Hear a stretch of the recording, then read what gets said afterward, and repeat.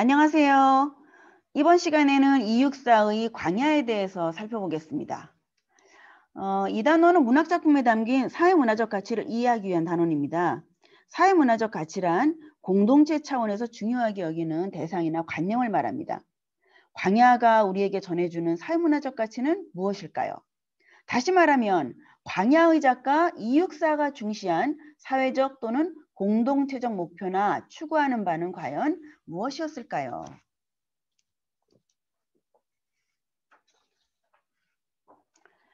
광야를 쓴 이육사는 시인이자 독립운동가입니다. 본명은 이원록이라고 하죠. 우리가 알고 있는 이육사는 이름이 아니라 그의 수감번호에서 따온 것입니다. 이육사는 1925년 대구에서 의열단에 가입했고 1927년에 조선은행 대구지점 폭파 사건에 연루되어 대구 형무소에 투옥되었는데 이때의 수감번호가 바로 264, 즉 264번, 즉 264였습니다. 이후에 1929년 광주학생 항일운동과 1930년 대구 경문 사건에 연루되는 등 모두 17차례에 걸쳐서 옥고를 치렀습니다. 그러면서 그는 일제에 대한 강렬한 저항 의지와 꺼지지 않는 민족 정신을 상징적이고도 의지적인 시풍으로 담아냈죠. 1935년 신조선에 시조 춘추삼재와 시황원 등을 발표하면서 본격적으로 작품 활동을 시작했으며 독립운동을 위해 한국과 중국을 자주 오가다가 1943년에 서울에서 일본 관원에게 붙잡혀 베이징으로 압송이 됩니다. 그리고 1944년 1월 결국 베이징 감옥에서 옥살을 하게 되죠. 길지 않은 40년 생애 동안 무려 17차례나 일제에 의해 피검 투옥되었으나 일제의 박해와 회유에도 불구하고 단 한 번도 독립투쟁을 위한 의지와 신념을 꺾은 적이 없는 시인 이육사. 광야는 그의 순국 이후 1945년 그의 동생에 의해 세상에 알려진 유고시입니다.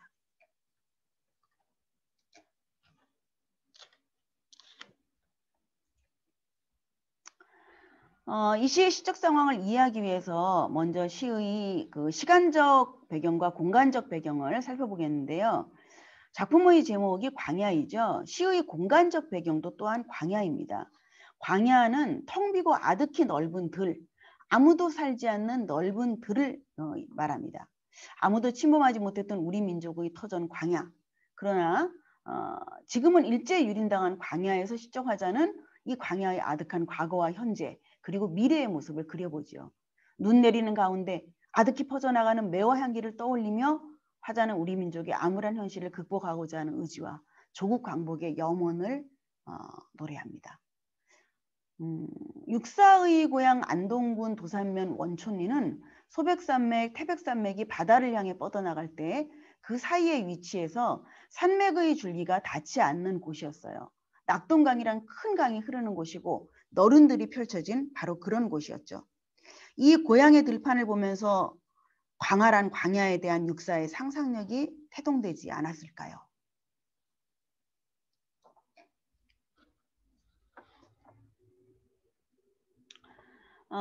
다음은 시의 시간적 배경을 좀 살펴보겠습니다. 시의 첫 행에 일연 첫 행에 까마득한 날이라는 표현이 나오죠. 그 다음에 사연의 첫 행에는 지금이라는 표현이 나오거든요. 또한 오연의 첫 행에는 천거의 뒤라는 표현이 나오죠. 그래서 각각 까마득한 날은 과거, 광야의 탄생 과정을 보여주고요.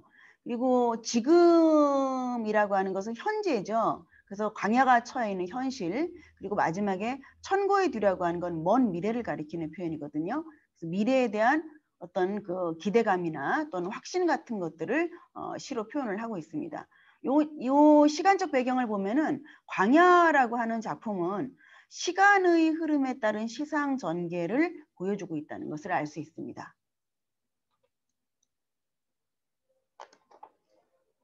자, 이제 본격적으로 시 속으로 한번 들어가 볼까요?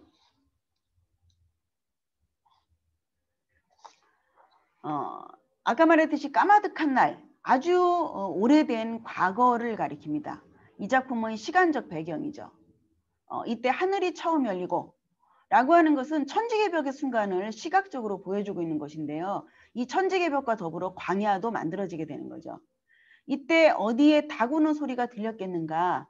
닭 우는 소리는 생명의 소리 또는 뭐 인간의 생활이 만들어내는 어떤 소리들, 이런 것들을 이제 포괄적으로 의미하는 것으로 보면 되겠고, 대요법이라고 볼 수가 있겠는데, 닭 우는 소리가 들렸으랴라고 하는 표현은 들리지 않았다는 뜻이죠.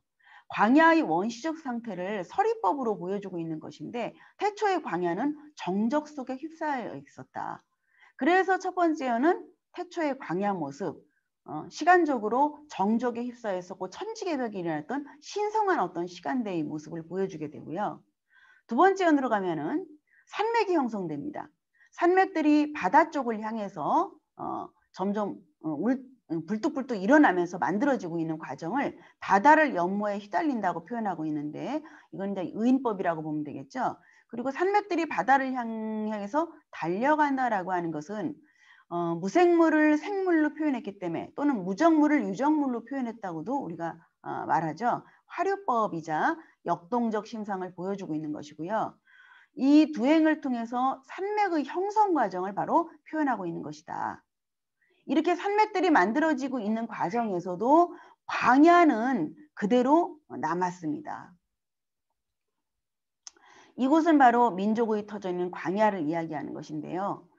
이곳을 범한다는 것은 침범한다는 뜻이거든요. 침범하지는 못했다.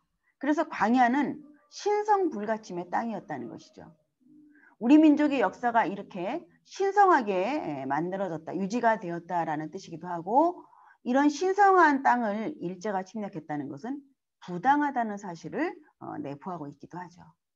두 번째 연에서는 광활한 광야가 보존되고 있는 산맥이 형성되고 지각 변동이 일어나는 과정에서도 광활한 광야는 손상되지 않고 그대로 보존됐다는 사실을 보여줌으로써 광야의 공간적 신성성을 드러내고 있습니다.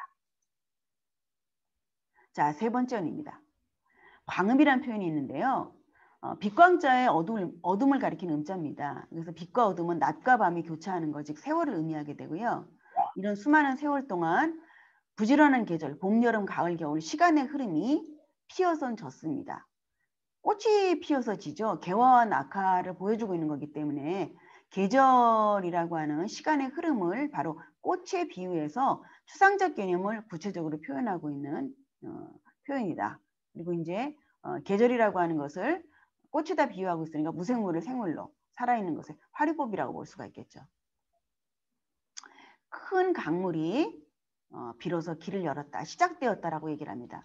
강물은 대개 역사나 문명 같은 도도한 흐름을 가지고 있는 것들을 의미하는 표현으로 사용이 됩니다. 그래서 민족사의 흐름이 시작되었다라고 이야기할 수 있습니다.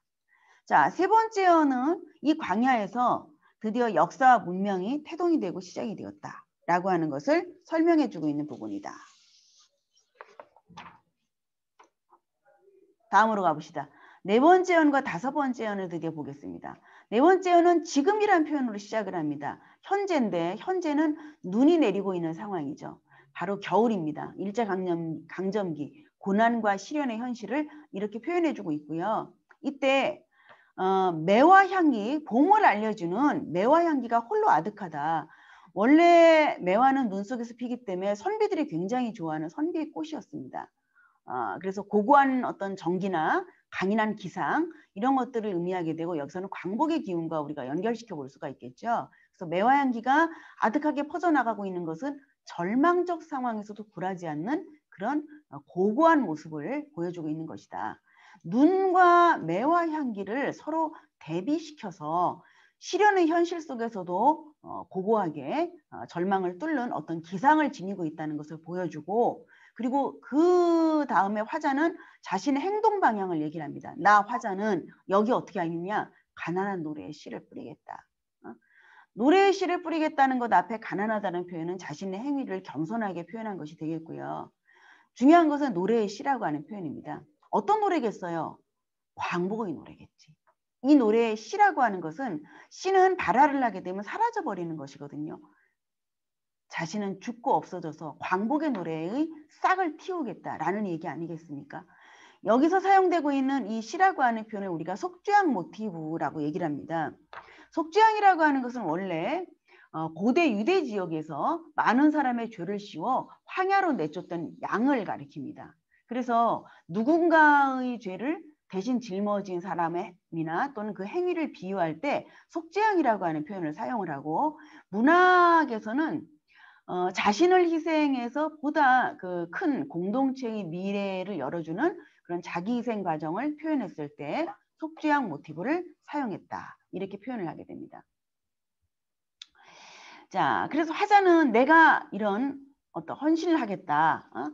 바로 광복의 미래를 위해서 어떤 준비를 하는데 그 과정에서 내가 나를 희생하겠다라고 하는 의지를 보여주게 되죠. 자, 이때 뿌려라라고 하는 표현이 있죠. 뿌리다에다가 어라라는 명령의 뜻을 나타내는 종결 어미가 결합되어 있고요. 마지막에는 하리라는 표현을 쓰는데 하다에다 니라라고 하는 마음속의 다짐을 나타내는 종결 어미를 사용을 하죠. 그래서 이런 종결 어미를 통해서 화자는 사연과 오연에서 단호한 자신의 의지를 보여주게 되는데, 특히 우리는 뿌려라라는 표현에 주목을 하게 됩니다. 왜냐하면 자기 자신한테 명령형 어미를 사용하진 않거든요. 1인칭의 명령형 어미를 사용했다는 것은 시적 허용이다. 이렇게 볼 수가 있죠. 문법적으로 맞지 않으니까. 그걸 통해서 화자는 자신에게조차 강한 명령을 내려서 자신의 의지가 그만큼 단호하다는 것을 강조해 주게 되죠. 결국 네 번째 연의 내용은 암담한 지금의 현실 상황과 그것에 대한 단호하고 강인한 극복의 의지를 보여주고 있는 것이다. 이렇게 얘기할 수가 있죠.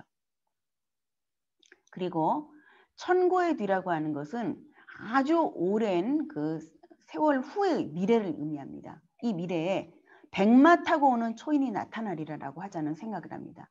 과연 백마를 타고 나타나는 초인이라는 엄청난 인물, 이 위대한 자는 누구일까요?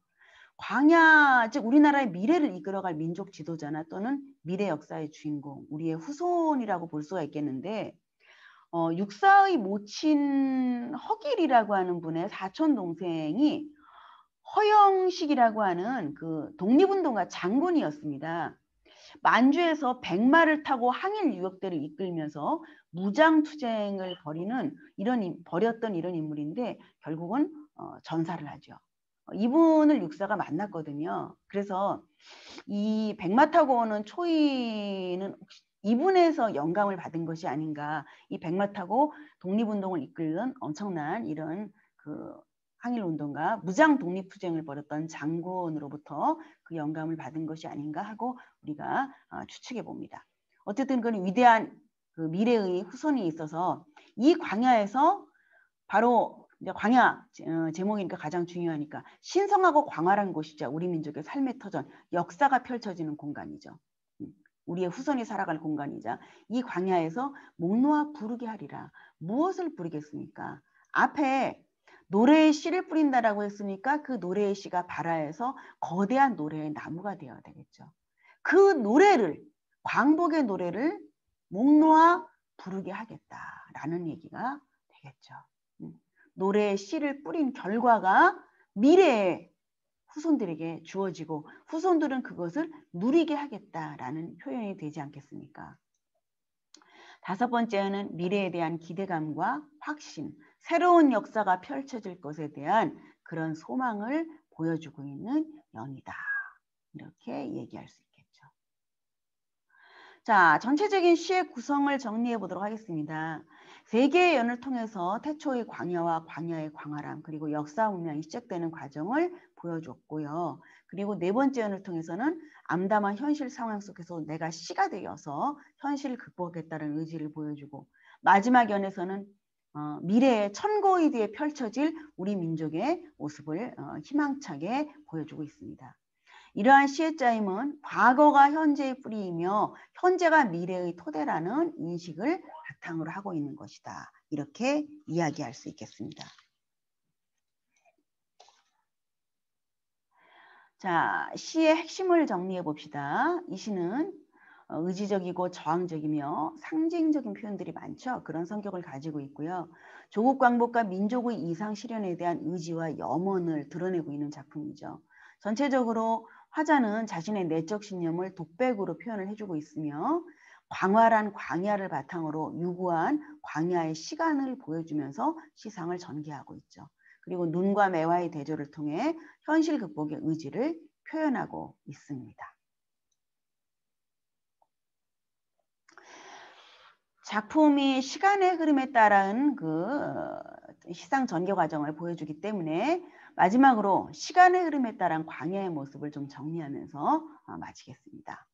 자, 첫 번째 연에서 까마득한 날 하늘이 처음 열리는 광야의 태동 과정을 보여주죠. 두 번째 연에서는 산맥들이 만들어지는 과정에서도 광야는 그대로 보존이 되었습니다. 침범당하지 않았죠. 세 번째 연으로 가면은 오랜 세월 동안에 큰 강물이 길을 열면서 역사와 문명이 이루어지게 되죠. 네 번째 연, 지금 눈이 내리고 매화 향기가 아득하게 퍼져나가고 있습니다. 마지막 다섯 번째 연, 천고의 뒤에 초인이 백마 타고 왔을 때 내가 뿌린 노래의 씨앗을 그는 향유할 것입니다. 자, 이렇게 시간의 흐름에 따라서 광야의 모습을 정리해보는 것으로 오늘 수업을 마치도록 하겠습니다. 자, 여러분 다음 시간에 다시 만나요.